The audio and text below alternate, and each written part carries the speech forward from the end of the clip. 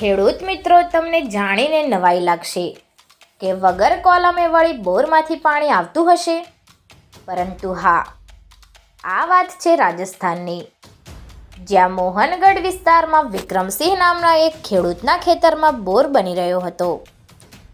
તે દરમિયાન બોર બનાવવાનું કામ ચાલી રહ્યું હતું ત્યારે 800 ફૂટ જેટલો બોર બન્યો અને અચાનક જ જમીનના પેટાળમાંથી પાણીના ફુવારા ઉડવા લાગ્યા હતા।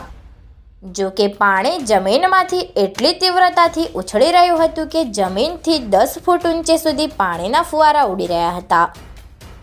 જોત જોતામાં આખા ખેતરમાં પાણી વળ્યું અને બોરની રિંગ પણ ટ્રક સાથે પાણીના ખાડામાં ખાબકી। કલાકો સુધી પાણી તીવ્રતાથી બહાર નીકળતું રહ્યું, તે કારણે આજુબાજુના ખેતરો પણ પાણીમાં ગરકાવ થઈ ગયા।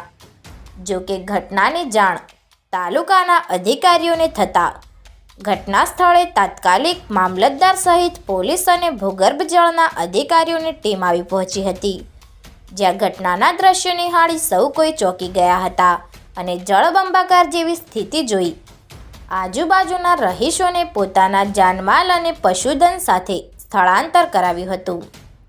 જો કે કલાકો સુધી જમીનમાંથી પાણીનો પ્રવાહ વહેવાનું ચાલુ જ રહેતા આ ઘટના સંદર્ભે સૌ કોઈ અચંબામાં મુકાયા હતા।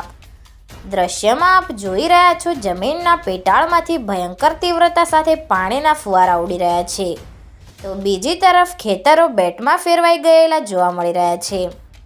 જાણે કે ચોમાસા જેવો માહોલ છવાયો હોય તેમ પૂર જેવા દ્રશ્યો જોઈ શકાય છે।